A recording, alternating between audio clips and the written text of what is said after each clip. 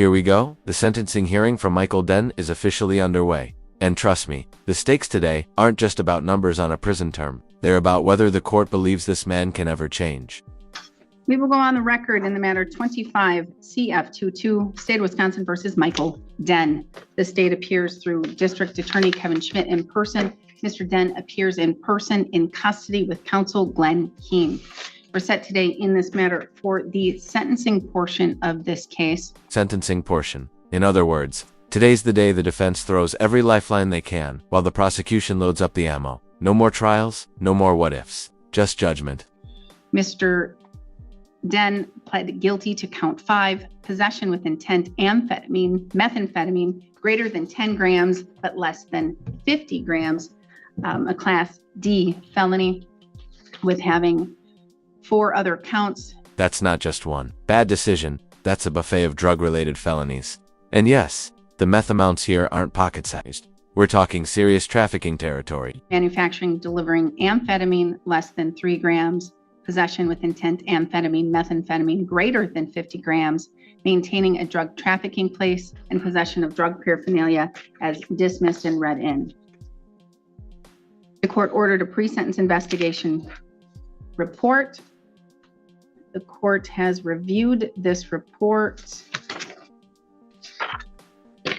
I have notes, but I do not necessarily see that anything jumped out to me as needing to be changed as materially affecting the information to the court. Mr. Schmidt, did you receive and review the pre-sentence investigation report? I did. I reviewed it. I have no corrections. All right. Okay. Mr. Keene, did you go over that report with Mr. Den? Yes, Your Honor. The only thing I would attempt to correct on page 7, it does talk about that he was revoked twice. I would note that later on that page, it talks about those being, 17 days of revocation. So it's Defense is already laying down breadcrumbs, painting past violations as short stints, not real prison time. Why? Because if the judge sees them as minor, it softens the blow for sentencing. so I'd just point out it's a relatively short revocation versus revoke, go to prison. But other than that, Okay. Nothing that we won't explain when we get to it. All right. Thank you. And Mr. Keene, when I walked into the courtroom, I believe it is Mr. Den's daughter that was sitting up there and she had papers. Is she going to be providing a character statement today? Your Honor, she provided a letter. She may end up making up her mind if she wishes to speak at the time. And here's a curveball the daughter steps in. Character statements can humanize a defendant. But in a case with this much weight, will it even dent the judge's mindset? Because I know she said it's hard for her. All right. Well, then she has to make up her mind now because I usually have the character references, witnesses, as well as the victims make their statement first to allow both counsel the opportunity to provide input or respond if there was something that needed to be addressed. Okay. Do you want to talk or do you want to just use your letter? All right. Okay. So you can come up here and have a seat at that black table over there. And you can state your full name if you wish, or I don't care if you want to use initials, that's fine too. If you're going to read your letter, which is totally appropriate and fine, please read it slowly so that the court reporter can take everything down. And I know that this is probably an emotional process for you, seeing your dad this way. So if you are affected by emotion, just take time, take some breath, and then go on, okay? So state my name first. Yes. Jamie Den. Okay, and it's Jamie, J-A-I-M-E. Jamie. J-A-M, oh, so just the normal spelling, Jamie. Yep. Okay, all right. You may begin. My name is Jamie Den. I am the daughter of Michael Den. I'm writing to you. Notice the approach. She's not denying the crimes. She's focusing on the man behind them. That's smart. You can't rewrite the facts, but you can reframe the person. You regarding the sentence of my father. I have a daughter who is 14 and a son who is 9. They haven't had a father figure but my father to look up to. My kids haven't listened to me ever, but they do listen to him. 2 years ago, I had a lot of problems with my son, where he was kicked out of summer school and off the bus. After spending all summer with him, he was a totally different kid that listens in school. I have had the privilege of growing up under my father's guidance and support, and I have witnessed firsthand the positive impact he has had on our family and community. My father has always been a source of strength and inspiration for me, and his dedication to our well-being has shaped me into the person I am today. I understand the seriousness of the situation, and I want to share some insights into my father's character and the positive impact he has had on our family and community. Michael Den has always been there for me or anyone that has ever asked, no matter what. Anyone that has ever asked anything from him, he has always gone out of his way to help with whatever they needed. Like an elderly woman, that husband left and went to another state, didn't have food or running water. This is what defense loves: vivid, tangible examples of kindness. In legal terms, these go under mitigating factors. Moments that say, he's more than his rap sheet. My father went out of his way to get her water and bring her to town to make sure she had everything she needed. Even got a vehicle running for her so she had transport to go to town. Last winter, our neighbor would have froze to death because he got sick and couldn't cut wood to put in his wood stove. He ended up calling my father and asking for help. Not only did my father bring him wood, but he split it and stacked it, so the guy didn't have to do anything. Every morning, my father would go there and fill it up for him. I am sure your mind is already made up, but I have lived with my mother my whole life. When I was around my father, all he ever did was work. I hated the fact that he never did anything fun. It was always work. My older brother, for example, all he does is work too. He is getting old and his grandchildren need him. Not only for grandpa, but to be on the sidelines for their sport events, cheering them on. Thank you for taking the time to hear my letter and consider my opinion. I hope that my words will help you in making a fair and just decision. Thank you, Ms. Den. And so you can understand, I don't make a decision. I need to hear from both of the attorneys, and I need to hear from Mr. Den and character references, as well as any victims if there are any involved. So I'm just letting you know that ahead of time. All right, argument and sentencing recommendation, Mr. Schmidt. Thank you, Judge. I'm going to be arguing for the upper end of what DOC... Boom. The prosecution comes out swinging. 15 years behind bars is the high end of the recommendation. This isn't about mercy. This is about making an example. Quoted in this one, which is 15 years initial confinement, 5 years extended supervision. I think that this is the correct sentence. I think the main purposes of sentencing the court should be looking at today should be incapacitation, specific deterrence, and protection of the community.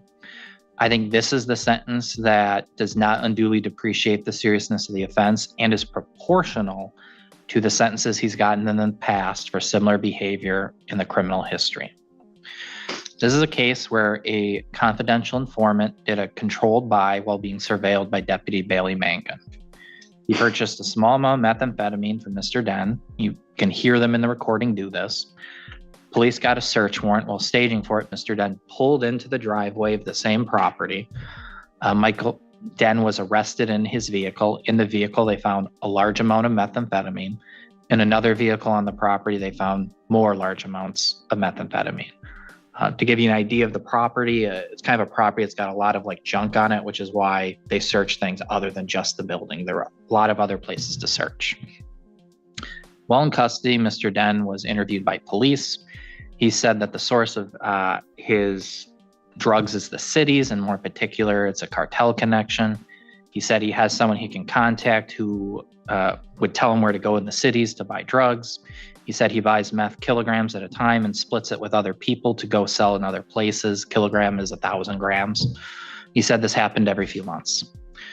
The PSI indicates that Mr. Den has 9 prior convictions. They run the gambit from defying no contact orders to receiving stolen property to drug offenses to fighting with the police, actually. Most relevant to this, and what I want the court to pay the most attention to, would be on page 9 of the PSI, where Mr. Den described his 2000 Waseca conviction involving him conspiring to import controlled substances. That's the one that sent him to prison for 10 years back in 2000.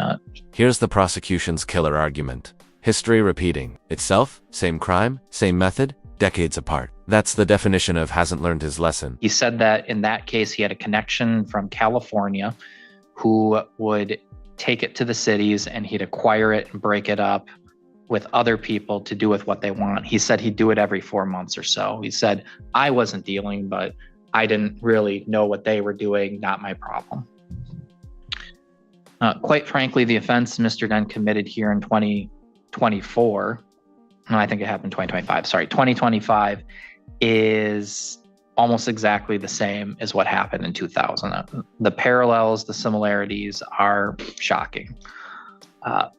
The foreign connection, the picking it up, the redistributing large amounts of it to other people, and then not my business what they do with it, it's the same. He got 10 years prison for that back in 2000, and he's doing it again here, the exact same thing, using foreign connections to get a drug pipeline and making himself into a fire hose of methamphetamine into the community, 1,000 grams at a time. We caught him here with 100, and the CI bought 1 gram, a mere fraction of what he described to the police. Fact is, Michael Den is a drug dealer. We know that because he's got the past conviction and the present conviction. And worse than that, what he describes as beyond that, it's really being a drug trafficker, being that middleman connection between a larger wholesaler and smaller distributors in the local community. That's his history. That's what he did here. The 10 years prisons didn't deter him. It didn't stop him. He just moved to Burnett County from Waseca instead. I think a sentence of less than 10 years initial confinement here would unduly depreciate the seriousness of this offense because of that past conviction. If we did the same punishment or less punishment for the same or similar behavior, then what message are we really sending to Mr. Den, to the community? It defies principles of proportionality. It defies McCleary-Gallion. It has to be more. That's how specific deterrence works. You ratchet up, you don't ratchet down. The repetitiveness of the facts and the offense also demonstrate to me a need for long incarceration for both incapacitation and public protection reasons. If deterrence is not going to work, if 10 years prison didn't work in 2000, then we have reason to believe that it might not work again here, no matter how much. He might come back and do it again. He still has the same connection. He could always open up shop again. He could move to a different county or just stay here and do it the same. That's why any year incarceration this court orders might save the community. Keep him locked up, and you're stopping a river of meth from flooding the streets. That's in 101, you can't deal if you're behind bars. Potentially hundreds or thousands of grams of methamphetamine coming into it. That's a lot of hurt and pain and suffering and potential death that could be stopped from coming here, all while Mr. Den is in custody, while he's in prison. That's the incapacitation angle. And that's time the community can be protected. I think incapacitation and public protection are really elevated in this case above the other principles we sometimes use in these cases involving controlled substances, just because of the volume and the past history. There's another reason why I think those are elevated here, and that really has to do with the defendant's overall recitation of his history when you go through in the PSI him describing his past convictions. I think there's cause to be concerned. He's not a great target of rehabilitation and specific deterrence because when you have an offender who seemingly either can't remember much detail about their past criminal convictions that have resulted in quite a bit of jail or prison, or they recite their past criminal history as though, I had a minor role, someone else is really at fault, where there's deflection, where someone's really to blame, then you have reason to believe that the person's not susceptible to specific deterrence or rehabilitation. Those things only happen. Rehabilitation, specific deterrence only really happen when a person is affected by their own actions through guilt or consciousness or morality or the effect of the sentence itself. The 10-year sentence didn't stop the behavior here. And when you see a person recite, either don't remember or somebody else was the main one at fault, it says they don't really have a lot of insight into their own situation. If there's deflection of blame, then that's someone, we use the broader term accountability or taking responsibility. Those have certain moral implications, but beyond that, if a person doesn't think they did something wrong, if they think it was someone else, or if it affected them so little they can't even remember it, that says that something is happening inside them, that they're not effectuating behavior change either. So there's a bigger reason to be concerned about that, in that This is a tactical moment. The prosecutor's framing Den as someone who literally tells you he won't change. You just have to believe him. Is this going to be another case like the past ones where it's not going to affect behavioral change because someone else is responsible, or it's not going to affect them all that much because whatever reason? And we see a little bit of that even already for this case, where Mr. Den clearly tries to say the CI planted half of the drugs, and then the other half, which was an enormous amount of drugs, was still just for personal use quantity. We're talking quantities of 40, one of them was between 40 and 50, and the other was over 50, is my recollection. If the court has paused to believe that Mr. Den is likely to rehabilitate or to be specifically deterred by the sentence because of these factors, that would be more reason to, when you're balancing the different factors that it has to weigh more in the incapacitation side, more in the public protection side. And I think this is one of those cases. If a person tells you who they are, we should really be listening. And if a person tells us, even after being to prison for 10 years for being involved in large methamphetamine distribution and doing it again, that I don't recall other things, or really I'm being framed by the CI, that should cause the court concern. I think Michael Den has told the court who he is. You're saying anything? I can't hear him very well. I don't We have Can't hear. We do have hearing devices, and we will have Olivia. She'll hook you up, and I can turn the system up a little bit without it screeching. Testing. Can you hear me? Yep.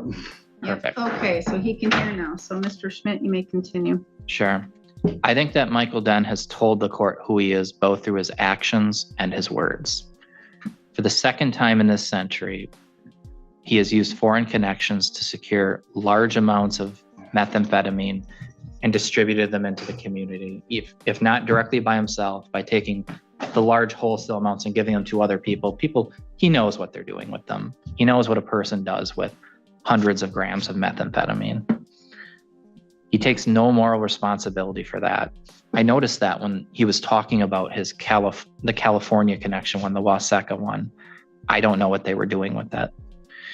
Yes, he pled guilty to reduced charges, but the facts of what he did are not changed, and his history is massively aggravating.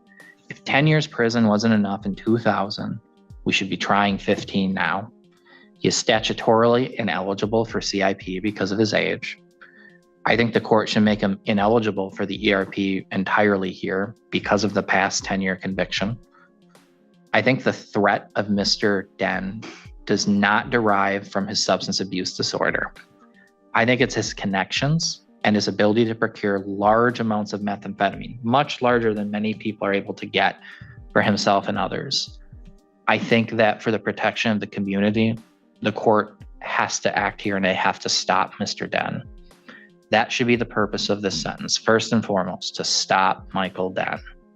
Second, to specifically deter him with a larger sentence than the last one he got the prosecution. The moral here is simple. If 10 years didn't work, 15 might. This isn't about rehabilitation. It's about containment. For really the same behavior. Thank you. Thank you. Mr. Keene? Yes, Your Honor. I'm just going to start with the basics. When you look at the gravity of the offense, what I think about is drug offenses tend to differ from a lot of the other ones. We look at the gravity. For example, if you look at someone committing a robbery or an assault, or in worst cases, a murder, homicide, they aren't usually someone who's necessarily suffering from the same crimes, the same effect that we're trying to solve. For example, the reason we have drug laws is to stop people from using drugs on their own and harming themselves. And Mr. Den, when he talked about his past use and his use here, he was a heavy personal user. And in this case, he, sold a amount for the informant, mainly for his own habit. And, the one thing that's sort of mitigating about the offense is that generally people who look for drugs, they find them. It's not, it's very rare that someone who, uses and or deals drugs just goes up to random people in the community.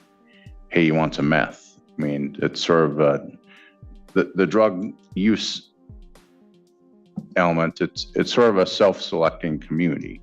And I'm not saying that they're in control of their actions, because, almost no one who's in control of themselves would, choose the life of being a meth addict or heroin addict or any other drug, because you see the DACs, we all see what happens when people get hooked. And it's, some people are able to casually use it, but it's a hard line and it's a pretty steep fall. Now, the main area where the DA and I disagree is about the sentencing, and I think that's because we're both looking at rehabilitation. Now the defense pivots hard. Instead of arguing innocence, they're arguing humanity, addiction as the root cause, not criminal intent. Obviously, Mr. Dent's rehabilitative needs are fairly great because, he's battled a long period of substance addiction. He did have a period in between where he was clean. He did successfully complete a 10 years of probation. It did say revocation, but it was a 17-day revocation. It mentions that in the PSI. So it's not like he was revoked and sentenced for 9 months or 2 years, et cetera. It was, what we would normally think of more of a sanction than anything else. He was discharged from that successfully. His 2018 case, he successfully completed his 2 years of probation. He had some difficulties. It mentioned about appointments. It mentioned, bringing in materials, and Mr. Den can talk about more when it's his time. But one of the things he's let me know is that, he was in special ed and his reading is probably on the 2nd or 3rd grade level, and that his daughter had to read some of those things for him to do it. So it wasn't like some people where they just choose not to turn things in. He has reading difficulties that make it harder for him to read and write some of those things. Now, the other thing that's sort of unique about drug addiction is that it sort of turns our idea of specific deterrence around. Addicts have, when you're addicted, we think of deterrence as a rational thought process. If you're not functioning, suffering from addiction or some sort of mental delusion, we understand deterrence, that if you do X, you'll get Y. If you do X again, it'll be worse. When you're dealing with addiction, that thought process doesn't really apply. So I don't think the idea that, well, X deterrence didn't work, so this time we need X times 1.5 as specific deterrence really. That's a powerful counter. The idea that you can't deter someone whose brain is hijacked by addiction. It's not about fear of prison. It's about the compulsion to use. Makes sense. Because deterrence applies to when you're thinking straight, and when you're, suffering from an addiction, the last thing you're doing is thinking clear-headedly. Now, the other things like talk about when we're talking about rehabilitation is, some of Mr. Den's life has changed since in some of his cases. I think when you look at the PSI, it shows that up to around 2012, for the most part, you do have more of a personal history that involves violence. He appears to have aged out of that phase of his life, because I know one of the things when they recommended 8 to 12 years of 8 to 15 initial incarceration and 4 to 5 extended supervision, one of the things they focused on was a prior history of personal violence. But if you look at his conduct since, say 2010, you can see that conduct is, faded out of his life, especially since the last decade. And that's even factoring that, when he was arrested in 2018, he did plead to attempting to take a weapon from a law enforcement officer. But even if you include that, it's still a lower level than when he was a younger man, and violence seemed to be just, a part of life. Along with the rehabilitation we talk about that they can get, I think when you look at his daughter's letter, the letter from his ex-wife, you see something important is that there's, more of a motive. He has some motivations to pursue rehabilitation. He has reasons not to come back before the court. I'm just interrupting you right now. I don't have a letter from an ex-wife. Oh, PO. It should be in the exhibits. In what exhibits? I don't get exhibits for this until it's received. And then I don't get exhibits until far after it's received in court. So if you filed it as an exhibit, I have zero access to it. Okay, I'm just trying to, To talk to CCAP and get that changed back, I would love it. Okay, well, I have the physical copy here of the letter from Paula Olson, if All that right. works. And Have you seen it, Mr. Schmidt?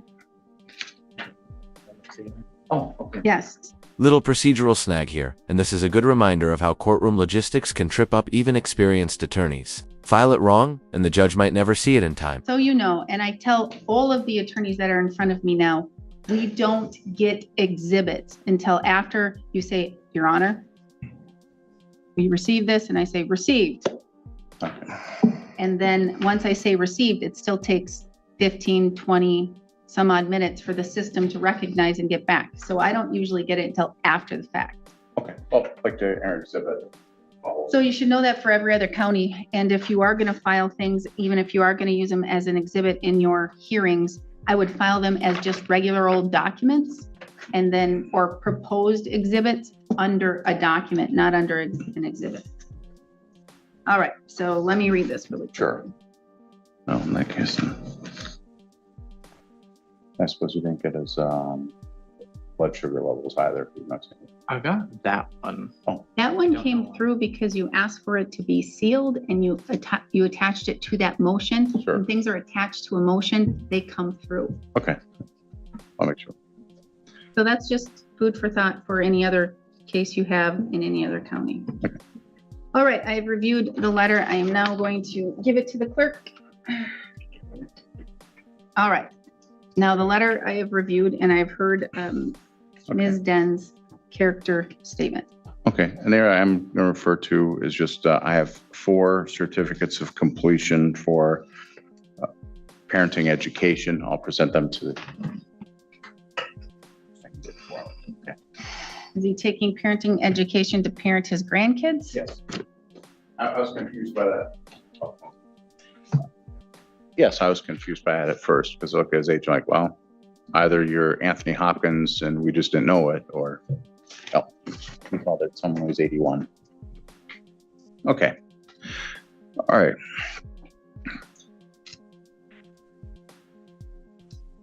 So as I was saying before bringing the exhibits, I think when you look at someone whose crimes are primarily motivated or, you know, addiction related,